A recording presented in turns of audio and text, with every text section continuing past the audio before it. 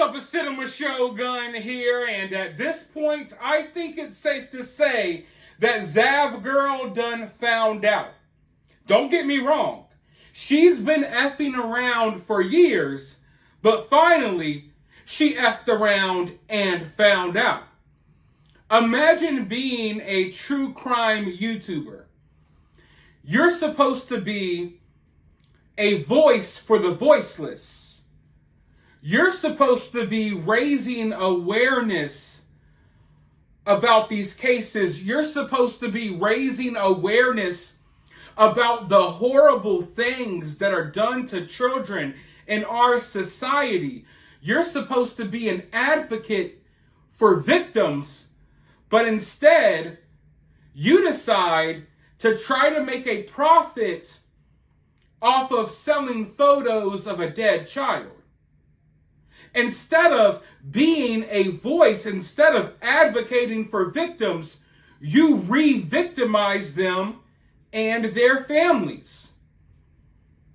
What happened to Gannon was horrible.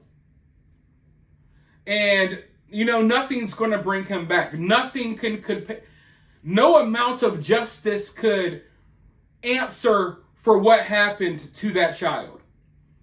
But luckily, Gannon and his family, they got some form of justice in the trial.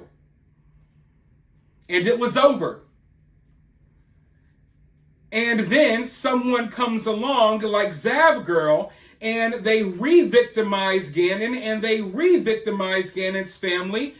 Zav Girl, basically, she took an entire canister of salt and poured it directly on the still fresh wounds of Gannon's family. That's what she did. And, as someone who covers these cases, I didn't cover Gannon's case, but as someone who's covered cases before, I couldn't imagine doing something so disgusting that I make national headlines. I've looked at these cases and I've seen how some bad actors in the true crime community are, and they've done disgusting things, but no one has managed to stoop this low.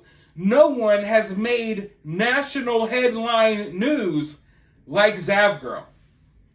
So for those of you all who lack common sense or common human decency and you don't understand the big deal here, hopefully when you see Zav Girl's name in these mainstream news headlines, you understand how severe and how disgusting what she did was.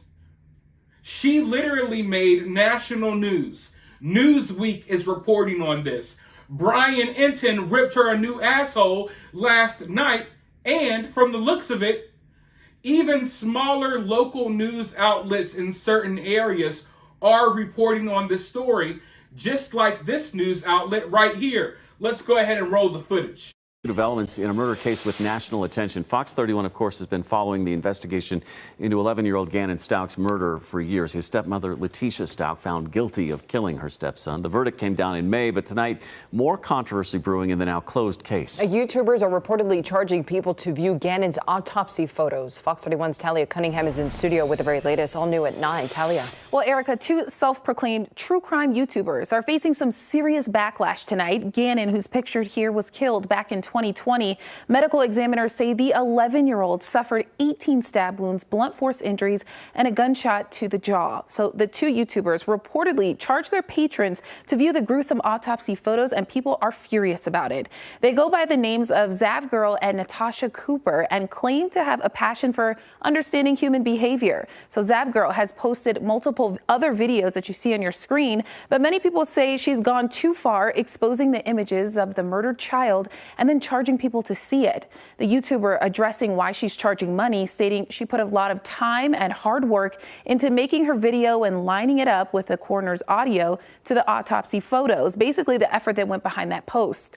The district attorney of Colorado Springs is calling it disgusting. This just keeps those wounds open. They know that Gannon's body is being paraded around essentially on the internet superhighway, and there's nothing they can do to stop it. And it's just grotesque. So Zav Girl did address the backlash in a now deleted post on YouTube defending her actions. It reads in part, quote, "The reality of the situation is that different people feel differently about this. Some people genuinely think making a video, including the autopsy photos, is bad, and I respect their opinion and feelings. Other people, like myself, think the autopsy photos and the coroner discussing them as interesting and informative and are able to view it all in a more scientific, detached way." So the YouTuber went on to say that she's been receiving some threats from people all across the country. I did check on that Patreon link tonight, and that entire page has since been removed. And coming up tonight, a little bit later, we have reaction from Gannon's family. In studio, Talia Cunningham, Fox 31. Now, after all of this, guess what Zav Girl is doing today? Zav Girl is trying to get the contact information of Gannon's family so she could reach out to them. What does that tell you? I can tell you what it tells me. For one, oh, now you want to reach out to the family. Why didn't you reach out to the family before you decided to show photos of a dead child on your Patreon? You have the, you have the ability now. You're, I want to talk to their family. Why didn't you reach out before? That shows you that she doesn't care about Gannon. She doesn't care about this child's family. She cares about herself. Now that she's under fire, you want to reach out to the family. All you're doing is exposing your character even more. A lot of people may not be able to see it, but I can damn sure see it.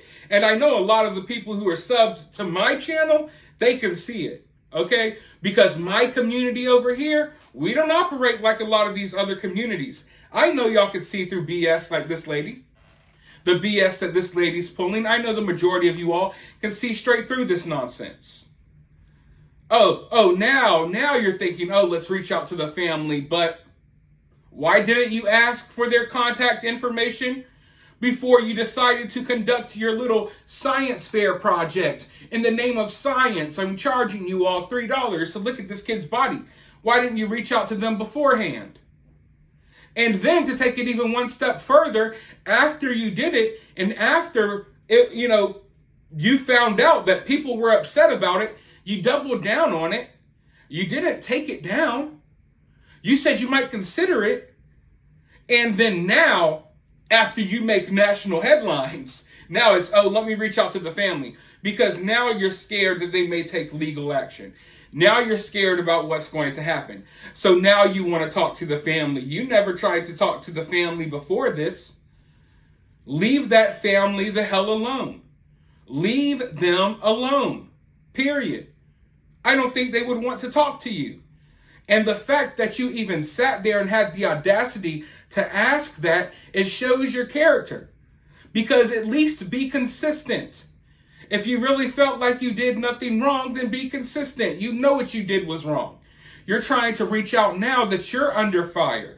That shows that in this equation, in this situation, you were never worried about the child. You were never worried about that child's family. You're worried about yourself and protecting your own ass and your reputation. Which is why now, hey, can someone please send me, the contact information? No one needs to send that to you. You done effed around and you're in the process of finding out. At the time of this recording, you're still in the process of finding out. But let me know what you all think about this down in the comments below. While you're down there, hit the thumbs up, hit the subscribe, ring that notification bell, and I'll talk to you all in the next video.